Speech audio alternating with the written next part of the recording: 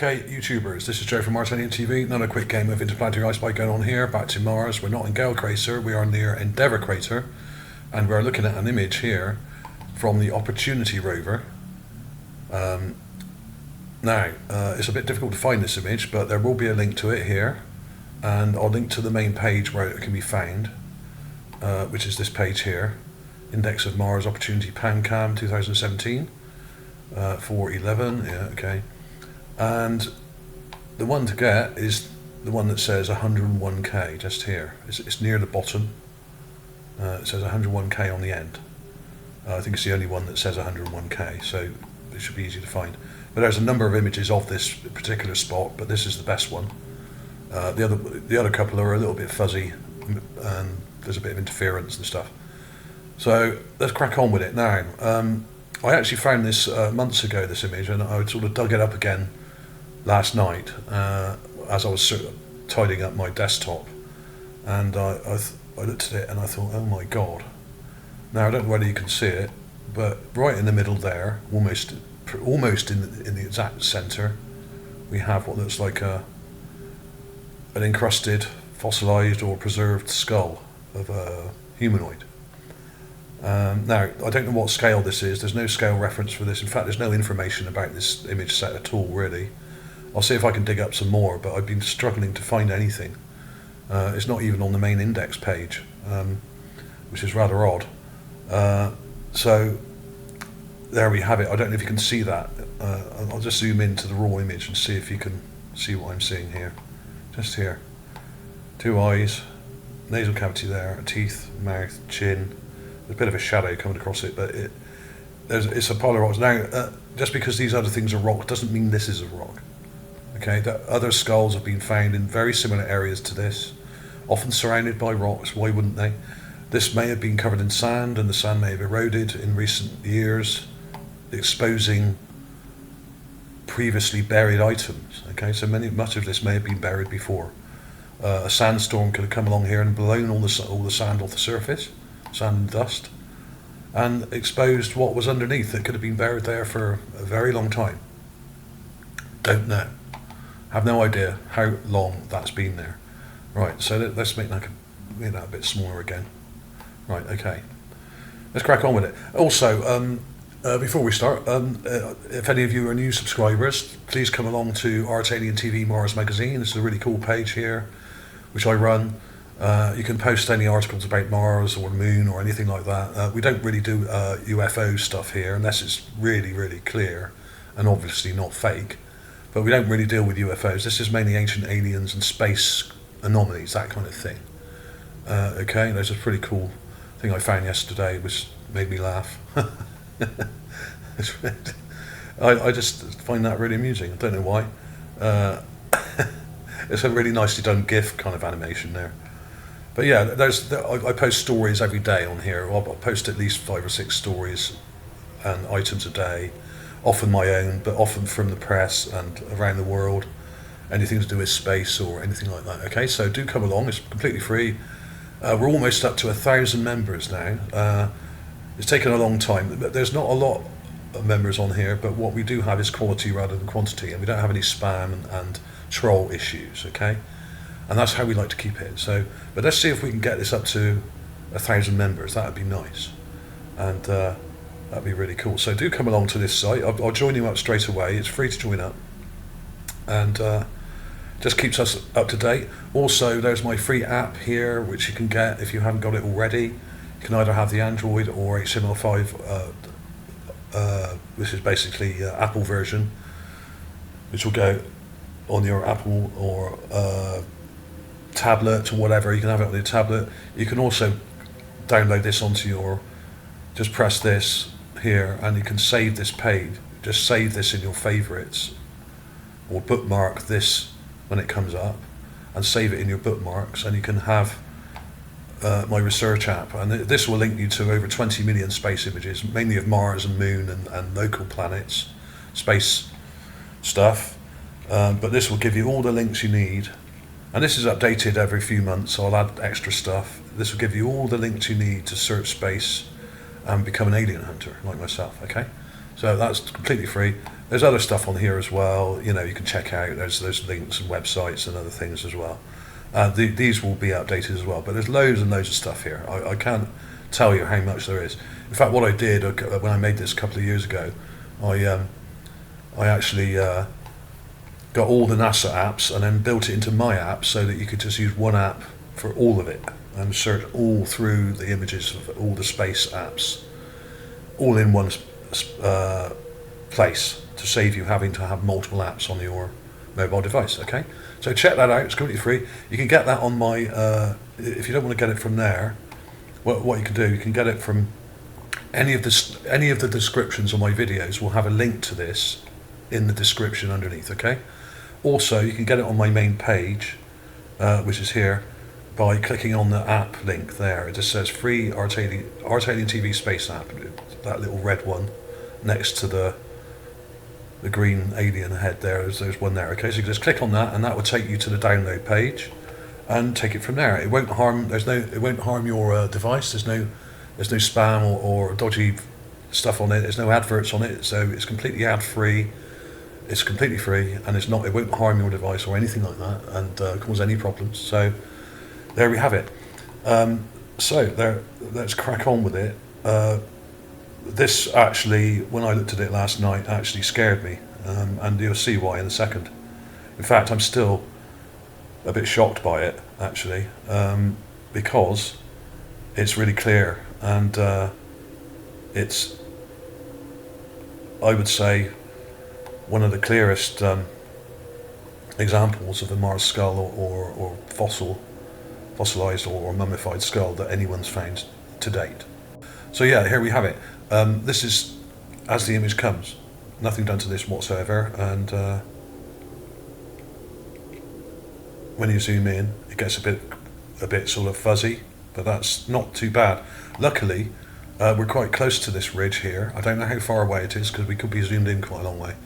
But I'm guessing that this potential skull here, that's completely raw. I haven't done anything to it, and you can see two eye sockets, a nasal cavity there where the nose would have been, and some teeth and a lower lip here. And it's kind of leaning against this rocky outcrop here and surrounded by smaller little rocks and boulders and stuff. And this, as I said, this may well have been covered in sand. It could have been blown off fairly recently. So I've got no idea how old this is. I can't tell you, but I'd imagine it's thousands of years old, possibly hundreds of thousands of years old. Don't know. It could only be hundreds of years old. It's impossible to say. So there we have it. So you really don't have to do anything to this image at all to see it. You don't need to enhance it. You don't need to play with the contrast. It helps if you do. So here we have my folder with the images. First, let's look at the raw image, which is this here. Nothing done to this whatsoever. You can see it has a slight border around it. And you can see almost right in the middle, we have what looks like a humanoid skull, just there. It's really clear, and in fact, once you know it's there, you can see it, and it just jumps straight out at you, with nothing done to the image. It's not a bad image, actually, considering this is only about half a megapixel camera. It's less than one anyway. It's about 0.7 or 0.8, I think, of a megapixel. So they're not very large images, but luckily we're fairly close, and this thing is fairly large. So there's enough pixels in the image to make that worth looking at. If it's small, there'd be nothing to work with. Okay, so there's that. That is the original image. I'll show you a clip where I've just taken a snippet of it here. All I've done is cropped it slightly and enlarged it. Okay, and I've stuffed it with extra pixels, 2000 pixels per inch instead of 200. And what that does is smooths the image out slightly and gets rid of the kind of pixelation marks, okay? So you can zoom in a little bit further without it breaking up. It still will break up, but not as badly. Okay, so that's completely raw, only been enlarged, nothing done to that whatsoever. I'm now going to flip through some of these. I've highlighted it there just to make it stand out. Put an orange filter on it. Now I've cropped it and taken a clip, an enhanced clip. Now I'll show you what I did with that. I basically took a close-up clip of it. This is raw.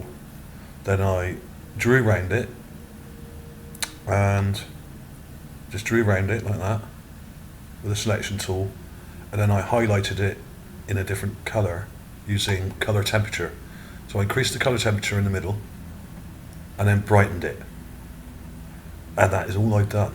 That really is all I've done. And you can see teeth, you can see a lower lip, you can see the chin, you can see where the nose was here, you can see very, really clear brow ridges, quite pronounced. I would guess this is a male, but I couldn't really say, don't really know exactly whether this is a male or female, but males generally tend to have larger, more pronounced brow ridges, more masculine. Okay, so there we have it. Let me show you the composite image I've made up here. Okay, this one, we want that one. Okay, there we have it. Now all I've done here, this is the cover image obviously, so I've got the raw clip, and I've just cut out the enhanced clip and then placed it over the raw clip, and then put my logo on it to protect my copyright. So there we have it. What can I say? I really don't know what to say about this. It's one of the clearest examples ever. No doubt people out there will say this is pareidolia, like they do with everything you find on Mars, whether it's a vehicle or a massive pyramid or a boat or a skull or a bone or almost anything they say is pareidolia. Oh, it's just like looking at faces in the clouds. Well, you know what you could do with your clouds, don't you? Yeah, right. Basically, it's the modern equivalent of swamp gas, and it's just an excuse for them to say, oh, there's nothing there. Right, okay. But you will find actually that many of the comments we get from people that say everything's pareidolia are actually fake comments, and they're not even real people. You go on their actual Facebook or especially on YouTube, you go on their YouTube page and you check their YouTube page out, and they don't have any channel content at all. They don't even have a real name, they don't even have a picture, and they don't even have a playlist or anything. And they have absolutely no channel content, which generally means they're a bot or a sock puppet or somebody who has opened a fake account or just another bot account that they can use to go around causing trouble. So that's what often happens with these people. So if you see any of these people on YouTube commenting saying, oh, this is fake or this is just pareidolia, click on their channel page and see if they're real, because often they are not. So there is a lot of BS that flies around on YouTube, I know that, and I know a lot of people think that everything's fake on there, but this channel is real. I provide links to the official images that you can check yourself, you can download and see for yourself, and you can see here, even in the raw image, that this is not just a random rock. You can see it. This is absolutely, this has been brightened up, but that's all. This has been brightened and enlarged. I've really done nothing to that. So you don't have to do anything to the image to see what we're looking at. But of course, I do enhance these things because when you show them on the video on YouTube, a lot of people are watching these on quite small devices, on mobile phones and things. So you need to enhance them a bit and make them brighten them up a bit, because people often have their brightness settings turned down on their mobile devices to save battery power. So you have to really brighten things up. So there we have it. What can I say about this? Let's go back a bit. It actually looks a bit better from a bit further back, as these things often do. And you can see that looks like a humanoid. I'm not saying it's human, a humanoid looking specimen of an adult male with pronounced brow ridges, quite a large cranium here, some quite clear teeth. I mean, the image detail isn't brilliant because it's quite a low-res image, but it's not terrible. We have had a better and we've had worse, but it does seem to be some kind of humanoid skull of an adult, judging by the teeth, not an old adult, but a young adult, I would guess, in their 20s or something like that, maybe 30s, don't know.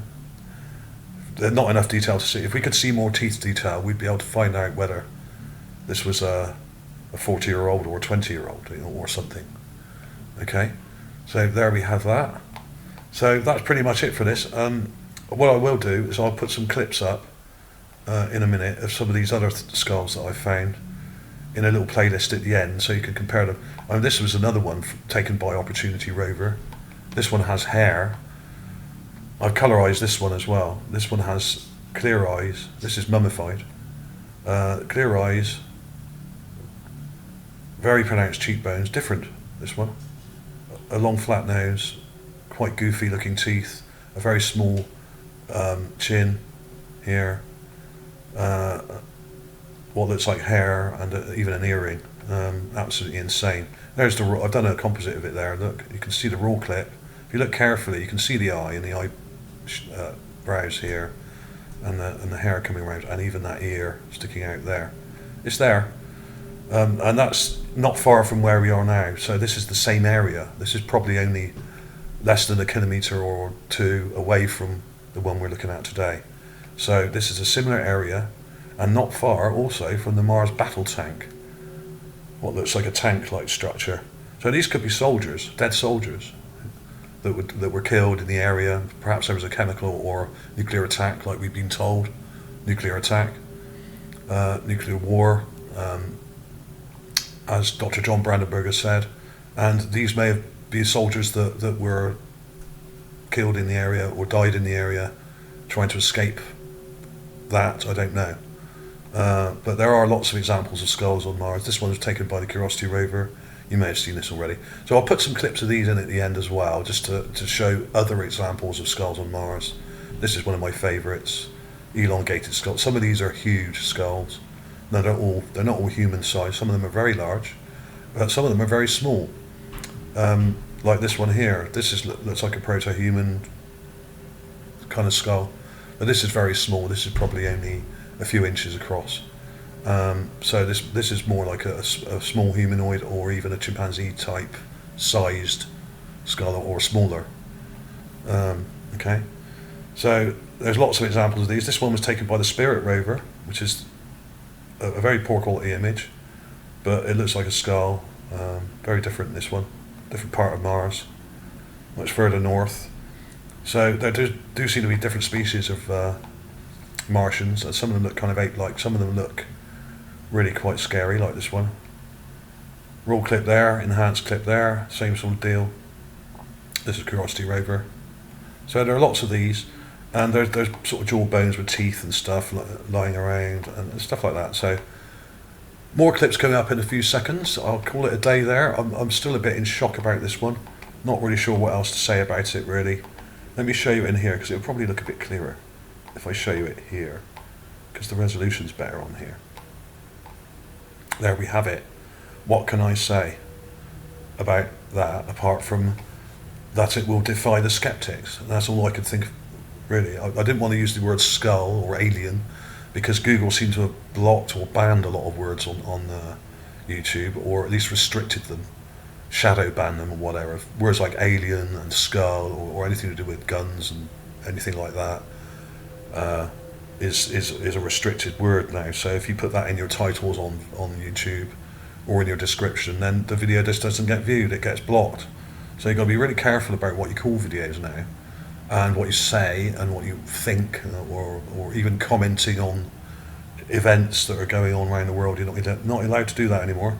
So YouTube is becoming a kind of fascist organisation, really, where they're just kind of enforcing censorship on everything. And no doubt they're probably trying to censor this, but if I don't use certain words in the description and title, then it may get viewed, but I doubt this will get very far, this video. I've sent things like this to the press also. They won't touch it with a barge pole. They're scared of it, but they're too busy promoting fake news to actually worry about what's really going on. And of course, a lot of these trolls that call everything pareidolia on the on YouTube are too busy worrying about videos of cats falling off fridges and people hurting themselves on skateboards to actually really care whether there was a civilization on another planet that was wiped out in a war, possibly by us or by someone who may do the same to us. I mean, as I always say, an open mind is required when viewing images of other planets, because one day our very survival may depend on it. Thank you for watching. Please like and subscribe if you haven't already. Check out those links at the end of the video. There will be links to more of these types of videos and similar things, and also please share on social media and give the thumbs up. Thanks for watching.